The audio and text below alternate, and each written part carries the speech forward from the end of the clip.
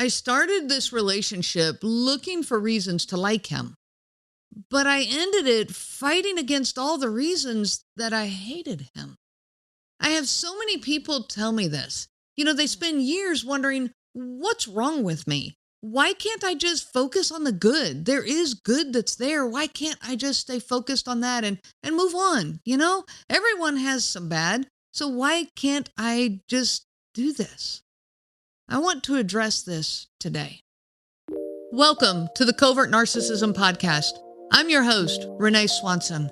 I am not a therapist, and you are not a victim. The beginning of the relationship that I had, and so many people that I work with had, you're looking for reasons to like them. I wanted the relationship. Not only that, I wanted a marriage and a family. So when I found somebody that I could connect with, and the beginning sure started good, I looked for reasons to like him. I wasn't looking for red flags. I was only focused on the green ones. In fact, I didn't even know what red flags were. So I really entered this relationship very naive. And of course, I found green flags. If you're looking for them, you'll find them. He wanted to spend time with me. He liked me. He was attentive to my needs and desires. He liked the same things I liked. He was fun to be with. The beginning of the relationship was great. And I really enjoyed this.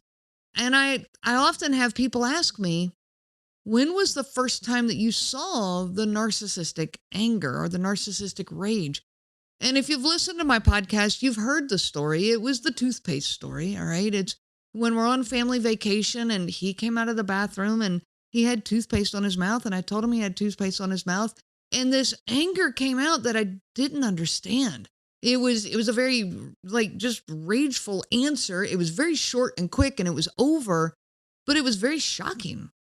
We had been married for 1 year, and I remember kind of thinking, where did that come from? Well, of course, I tell this story to people who don't understand covert narcissism, and their answer is, everyone has, moments of being angry. Everyone, has that. And yes, everyone has narcissistic tendencies. Everyone has anger responses or moments of sharpness. Yes, I can get on board with that. But here's the piece that gets missed. Everyone also has empathetic tendencies. Okay, everyone has those moments of feeling bad, of wanting to reconcile, of apologizing and taking ownership, of vulnerability. Everyone has this, except not covert narcissists. They don't. So when somebody comes to you and says, well, everyone has narcissistic tendencies, you can agree with them. You say, yes, that is true. But the piece that's missing is that everyone also has empathetic tendencies. People that are healthy and balanced and grounded. And, I hesitate to say the word normal, but let's just say the word, workable. This is a workable relationship and a person that's, got some mutual balance here. So when he came back later after the toothpaste incident, and he came back and approached it with me and just said, am I in trouble? And at the moment, that was a little bit endearing. It felt like a little bit of ownership. And I told him that I really didn't understand why he had responded with so much anger. And I was recently telling this story in, the group sessions that I run. And for those out there listening, if you are looking for a place, to get some help with all of this, I do offer a healing program that's group sessions or individual sessions, and it's incredibly powerful. But someone in the group recently said to me, I bet at that point he just exploded in anger. And I thought, no, actually he didn't. It wasn't that. The response actually was more on the gentle side. If he had exploded in anger there, maybe I would have even seen things differently or more clearly. But his answer seemed more genuine and vulnerable than that. He answered with, I'm just really sensitive to someone criticizing me, and you really could have said it nicer. Maybe a good morning hug first would have gone over a little bit better. I had looked to be a little more self-reflective when he said, I'm just really sensitive, and I kind of got on board with that. There wasn't an apology, but it was enough to actually throw the responsibility back on me, but in a really subtle way. Because you said he said these things gently to me. And so what I heard were all the different ways that I could interact with him better. I had no idea that actually internally I was accepting the blame for the situation. I didn't realize that. It just was so subtle, but it began this path. It kind of, in essence, set the stage for me to then take the blame or to take the responsibility for making things work better. It set the stage for, me to look for all the ways I could talk to him better so that we could avoid his anger. What I didn't see was the impact of his abrasiveness.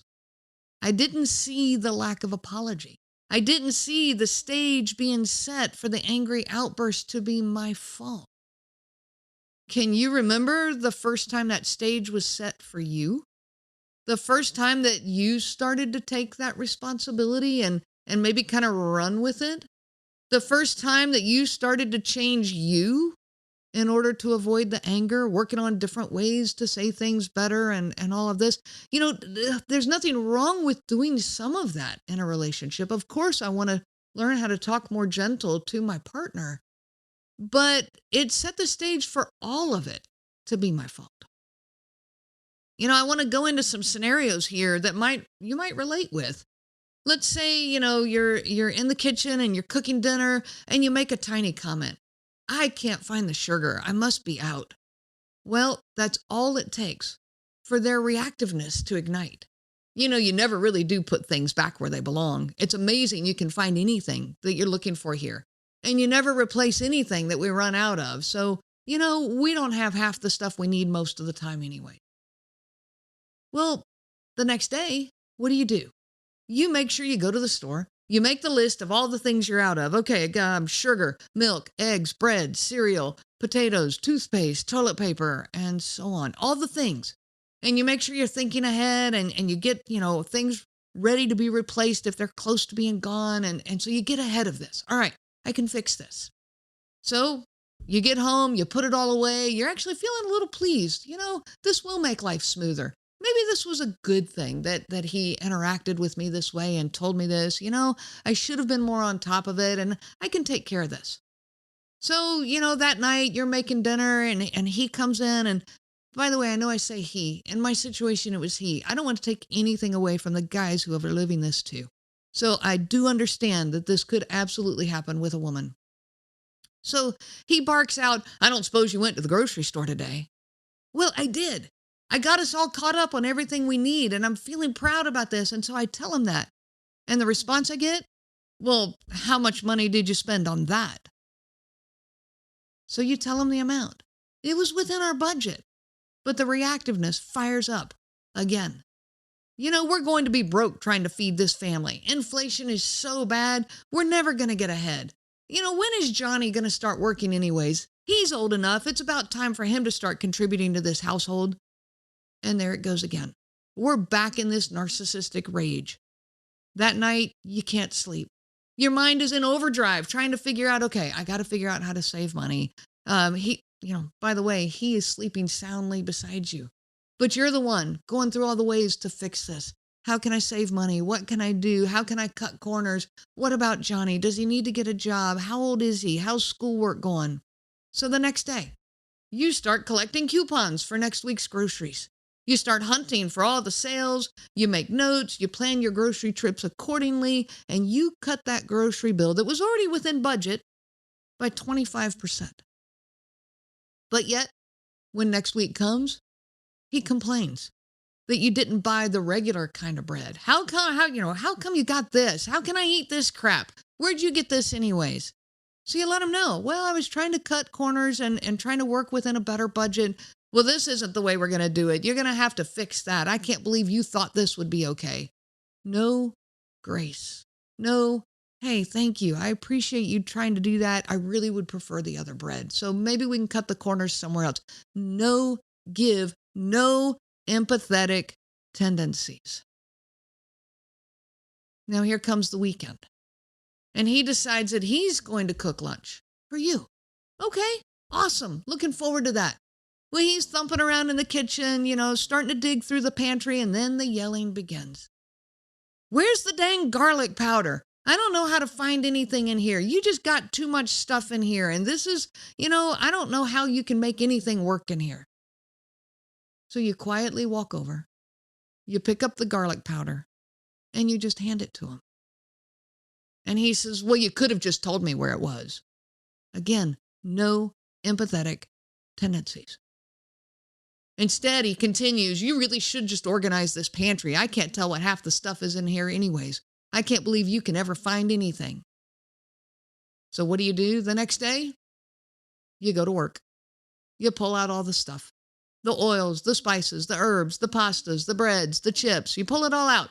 Consolidate boxes, bags, bottles. You put them all in a row. You organize them, put them all in their spots, making it easier, fixing the shelves, throwing away the old stuff, cleaning out the pantry. At the end of this job, you're actually pleased with how the pantry looks. Okay, it looks good. I probably should have done this a long time ago. I can overlook that he got a little, bitey about it. It's okay. It looks much cleaner now. I do like this. So I think this is a good thing. And you're happy about it. Well, then he comes home and you're super pleased with how the pantry looks. So you show it to him. Look what I did today. Look what I worked on. And he looks and he huffs and he dismissively states, well, what'd you do that for? That's all you could find to do with your time? It was fine the way it was. And he walks off. This is exhausting. This is a pattern, and this is just the kitchen. These conversations go on in the living room and in the bedroom and in the garage and on vacation and on the weekends. This is everything, and this is one tiny example. You're beaten down from the original comments. They're pointed, direct, passive-aggressive. So you make the most of it. I'm going to find a positive way out of it. And then you even convince yourself that this was a good thing. I'm pleased and happy about the results, only to be beaten down again, invalidated, dismissed. So you work harder. Okay, let me fix it this way. Maybe I should have greeted him first before I showed him the pantry. Maybe I should have waited till he had some time at home. I should have just waited till he saw it on his own, and maybe then he would have been pleased. I should have organized the shelves differently. I should have asked him first. On and on the thoughts go. These belittling comments, they just drive you crazy. And you started the relationship looking for all the reasons to like them. And you even take all of these moments and try to turn them into more positives. Oh, okay, this motivated me to get this job done. It's another reason to like the relationship. But it's so hard to fight against your heart that is screaming all the reasons that you hate them. I'll give you another example in the living room. The living room, the condition of the house, maybe it's getting a little messy. And so you get comments about, don't you ever clean this house? What do you do all day? I sure wish someone around here would dust. Never considering that they can help out. So you buckle down. You get to work. You spend the day cleaning up the living room, vacuuming, dusting, straightening, putting stuff away, and it looks great. But then they come home. They walk across the floor, your clean floor with their dirty shoes. They sit down, take off their shoes and socks, and just plop them right down there in the middle of the floor. Put the briefcase down in the middle of the floor, maybe open it up and some papers here, papers there. Open a bag of chips right there on the couch with some crumbs falling around. And later that night, you find the shoes and socks right where they left them.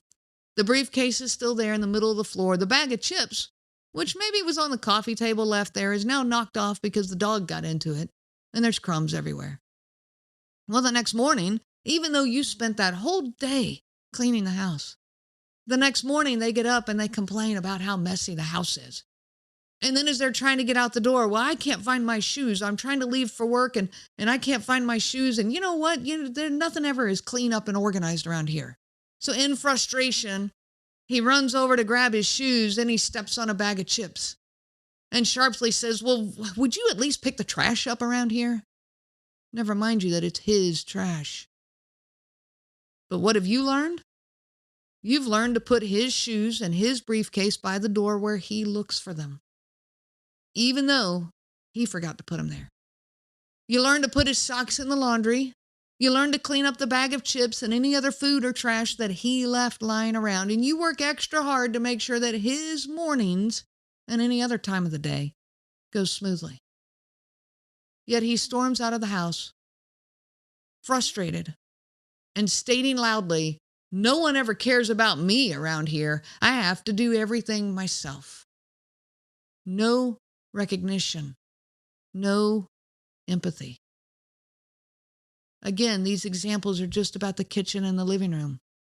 How about in the bedroom, doing everything you can to keep them happy, yet everything gets flipped back against you? The decorations are too boring, or they're too colorful, or why did you hang that picture there, or you have too many clothes, you never wear all those, it sure would be nice if I had a little space in here. Yet no matter how hard you work to accommodate them, nothing is ever good enough, and nothing is ever recognized. They always find ways to be mad, offended, upset, and the victim. You might hear a lot of people ask, doesn't everyone have narcissistic tendencies? Yes. But everyone also has empathetic tendencies too. Self-reflection, care about the other person's feelings, gentleness when you're talking, seeing things from the other person's perspective. Everybody except covert narcissists. You see, empathy is a counterweight to all the narcissistic tendencies that we have. And we all do. But without this counterweight, things don't go well. Without a counterweight, boats sink, cranes fall over, elevators drop, airplanes crash. Counterweight is valuable. So many things would not work right. It's easy for us to take all this for granted. You know, engineers set up and they make sure that it works right. We don't think about it when we step on an elevator, but we sure would notice if that counterweight stopped working. We would care a whole lot. There would be a lot of screaming. Well, that's what's going on with all the people that are screaming about narcissism right now. They don't have a counterweight. In the way these people are treating us, there is no counterweight. Think about it. If you stepped on an elevator and it worked right, for 6 months, 3 years, 10 years, I don't care how long. But one day you step on that elevator and it bounces a little, causing a small trauma response inside of you. By the way, all trauma is something that activates your threat response and leaves an imprint inside of you. When you step on an elevator that gives you a little bit of a scare, that's going to leave an imprint. Now, let's say the elevator goes back to just magically working right. Nobody fixed anything. Are you going to trust it? And you step on the elevator and it seems to be working fine. All right, and this goes on for a while. But now one day you step on it and it drops a foot. Suddenly, that's going to cause a big trauma response inside of you. But then it goes back to magically working right. Again, no one fixed anything. You see, narcissism keeps showing up with no repair. There's no repairman coming to work on the situation. There's no effort being put in to fix this. Well, that elevator, I'm going to tell you right now, over time, you're going to quit using that elevator. Those stairs are going to look awfully appealing when that elevator keeps bouncing on you. You're going to get to the point that you will never step on that elevator again. Not only that elevator, but maybe no elevator. You don't trust it. How can you? This is what happens in a relationship with a covert narcissist. The trust is gone because there's no repair. There's no counterweight. There's no balance. There's no empathy. So when you enter this relationship and you're looking for all the reasons to like this person, but you find yourself fighting against all the reasons that you hate them, there's nothing wrong with you. You need to look at this. Yes, you're not perfect. And yes, you have mistakes and things you could do better, but you have counterweight. You have empathy, but you're not getting any of that in return. So I tell you right now, drop the self-judgment and trust the compassion and empathy that's in your heart. I wish you so much peace on your journey of healing. You have been listening to the Covert Narcissism podcast. If you are struggling with covert narcissism in your life, I help people to heal from covert narcissistic abuse. If you are struggling with the isolation, the self-doubt, and the obsessive thinking, then this is the program for you. I offer both group and individual options. This is live, personalized coaching that is specific to covert narcissism. Reach out to me anytime. You can find me at my website, covertnarcissism.com. I'm not a therapist and you are not a victim. I am a coach and you are a survivor. I wish you so much peace on your journey of healing. The information provided by Renee Swanson and the Covert Narcissism podcast is for educational purposes only and is not to be used for diagnosis purposes and not intended to be a substitute for clinical care. Please consult a healthcare provider for guidance specific to your case. This material discusses narcissism in general. It does not claim that any specific person has narcissism and should not be used to refer to any specific person as having narcissism.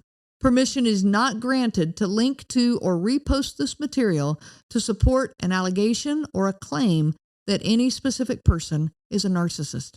That would be an unauthorized misuse of the material and information provided.